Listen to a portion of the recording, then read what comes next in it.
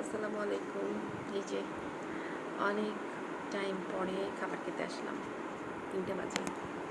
খাবারে কী কী আছে দেখেন।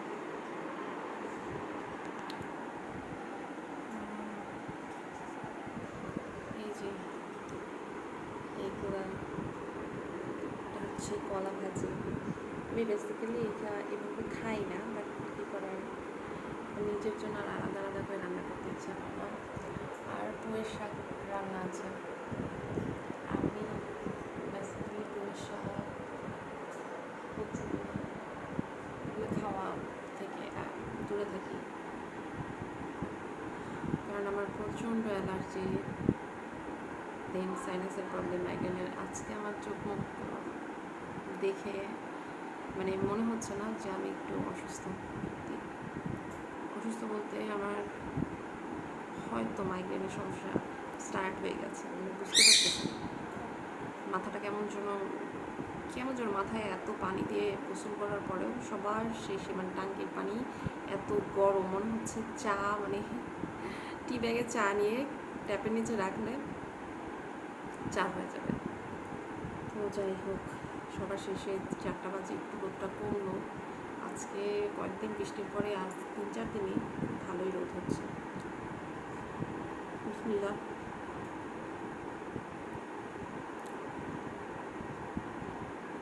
ভালোই লাগছে, সত্যি ভালো লাগছে, মজা। তো আজকে মোটামুটি একটু কাজ করলাম, কাজ করতে চাই আমি, বাট না করতে পারি না। মনে হয় যে রোদে গেলে আমি আর বাঁচবো না। আমার এত এত এত কষ্ট। বলে না, যাদের মাইগ্রেন তাদের সাথে ভালো ব্যবহার করুন। মাঝে মাঝে ফেসবুকে স্ট্যাটাস দেয়, কথাটা আসলে সত্যি।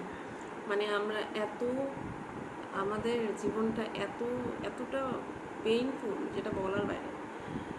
সবাই বাইরে থেকে বোঝে আমরা অনেক হাসি খুশি থাকি, অনেক স্মাইল ফেস থাকি, আমাদের মানে এত শান্তি বলার বাইরে। কিন্তু অ্যাকচুয়ালি যাদের মাইগ্রেনের সমস্যা আছে তাদের জীবনটা খুব কষ্টের।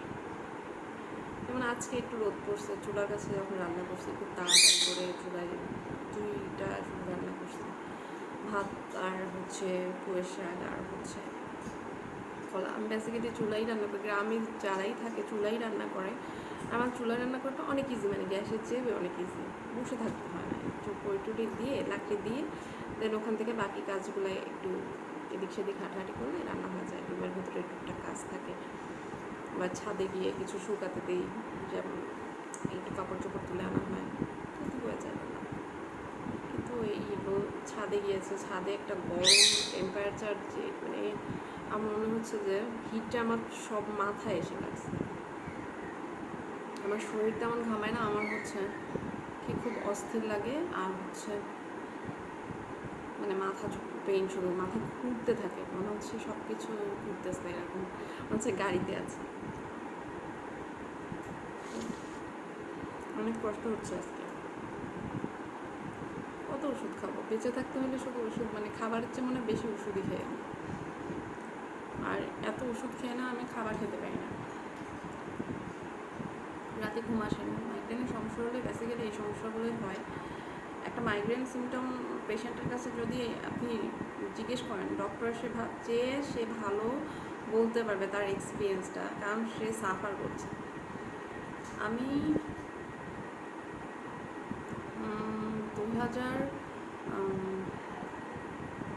2016-তে মানে আমার মাথা পেইন ফার্স্ট শুরু হয়। তো তখন মাইগ্রেন সাইনাস এটা কিছুই তেমন বুঝি না। তো স্কুলের 16 ডিসেম্বরে যে থাকে, ওয়ার্কআউটগুলো থাকে, ওতে গিয়েছিলাম। আমার হঠাৎ স্কুল থেকে আসার পরে এত মাথা ব্যথা, মাথার ব্যথায় আমি মানে নাপা খেয়েও চোখ তাকাতে পারি না, খুলতে পারি না।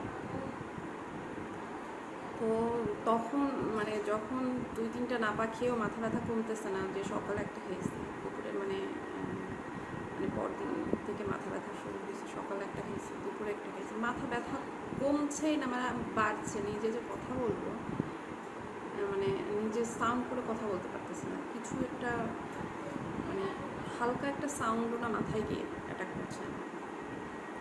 তো দেন ডক্টরের কাছে যাওয়া হলো।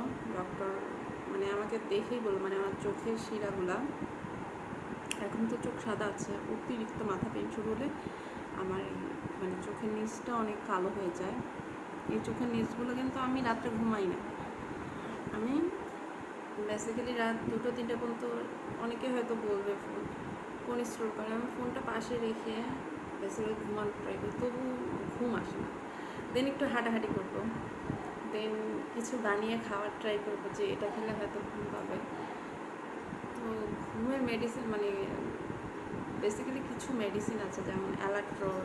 আমার শাশুড়ি আবার বলে যে তুমি অ্যালাট্রল খাও তো ঘুম আসবে। আর আমার প্রচণ্ড অ্যালার্জি বলতে কি হাঁচি হয়। তো আমার অ্যালাট্রলে আবার কাজ, ওগুলো হাঁচি বন্ধ হয় না, কিন্তু আমার ঘুম পায়। তো ওটা আবার আমার মনে হয় আমার জন্য আবার ক্ষতি, কারণ অতিরিক্ত অ্যালাট্রল মানে রেগুলার যদি আমি অ্যালাট্রল নিই, পরবর্তীতে না আমার এমনিতেই ঘুম হয় না। মানে এই সমস্যাটা আমি ফেস করতেছি এখন। তো যখন 2016-17 ডক্টর অনেকগুলো মেডিসিন দিছিল, না আমার এখন মনে আছে নাপা, সিনামিন, দেন আরও একটা মেডিসিন ছিল। তো বলছিল যে মাথা ব্যথাটা হলে একটা ব্রেন স্ক্যান করে নিতে। তো তখন মাথা ব্যথা ঠিক হয়ে গেছে, আর এগুলো করা হয়নি। আমি বেসিক্যালি ওই মেডিসিনগুলো আমার একদিন 4টা-5টা করে নিতে হয়েছে। 7 দিন পরে আমার মাথা ব্যথা কমছে, মানে কি অদ্ভুত একটা এক্সপিরিয়েন্স। এরপরে যখন মানে স্টুডেন্ট লাইফে একাই ম্যাক্সিমাম, যখন হচ্ছে একদিন বসে আছি কথা বলছি তার সাথে, হঠাৎ মনে হচ্ছে নাক দিয়ে পানি আসছে। তো আমি এরকম নাক বারবার, মানে সবাই এটা করে এখন, তো আমি এভাবে বারবার বলছিলাম। তো হঠাৎ না দেখছি মানে কন্ট্রোল হচ্ছে না, মানে পানি আসলে এভাবে করলে তো অনেক সময় কন্ট্রোলই হচ্ছে না পানি। দেন না আমি অনেক টাইম পরে বুঝছি, এখন হাতের দিকে আমি খেয়াল করিনি, যে আমি যে মুছতেছি উইন্টার টাইম, একটু হচ্ছে হাতের দিকে অনেকক্ষণ পরে খেয়াল করে দেখি ব্লাড, মানে আমি চমকে গেছি, শকড, মানে এটা কী হলো। দেন আমি মিররে গিয়ে আমার ফেসটা দেখার পরে দেখতেছে আমার নাক দিয়ে অটোমেটিক্যালি ব্লিডিং হচ্ছে, মানে টক টক করে গড়িয়ে পড়তেছে। মানে ওই সিচুয়েশনে কী মনে হয়েছে আমার, আমি হয়তো মারা যাবো। এগুলো অনেকগুলো সিমটম আমি ফেস করছি। দেন ডক্টরের কাছে গেছি। তো হচ্ছে ডক্টর বলছে যে প্রবলেমগুলোর জন্য ব্রেন স্ক্যান করে নিতে, যে মাথার মধ্যে কোনো সমস্যা হলেও হইতে পারে। আসলে যখন ভালো হয়ে যায় তখন সব ভুলে যায়, কিন্তু যখন আবার এমন মাথা ব্যথা শুরু হয় তখন মনে হয় মাথার খুলিটা ফাটিয়ে তারপরে দেখে অ্যাকচুয়ালি কী হয়েছে, এত মাথা ব্যথা কেন। নর্মাল তো কত পার্সনই আছে, কত মানুষ আছে যারা এত রোদ মাথায় সহ্য করে, মানুষ আছে না যে ফটো সেশন করতে যায়, ফটোশ্যুট করে, তারা কীভাবে থাকে। আমি পারি না, আমি একটু রোদে হাঁটতে পারি না, একটু বৃষ্টি সহ্য করতে পারি, মানে এই কষ্টটা কারে বলবো। সবাই ভাবে যে আমি হয়তো খুব আহ্লাদ দেখে, মানে অনেকেই বলে যে হ্যাঁ রোদে কী হয়, আমরা কি চাই না, কিন্তু আমি যে পারি না। আমি যাবার পরে আমার যে মানে সিচুয়েশনটা হয় সেটা মানে আমি বোঝাইতে পারবো না কাউকে। যাদের মাইগ্রেন আছে তারাই বুঝতে পারবে যে কী হয়। দেন খাবারের রুচি থাকে না। যে কলিং বেল দিচ্ছে, আমার হাজব্যান্ড চলে আসছে, দুপুর অনেক হয়েছে। আর আমার খাবার দেখে আমাদের বাসার মিঠু, আমাদের 2টা পাখি আসছে, চিল্লাচিল্লি করতেছে। ঠিক আছে, আল্লাহ হাফিজ, বাই বাই, দেখা হবে পরের ভিডিওতে।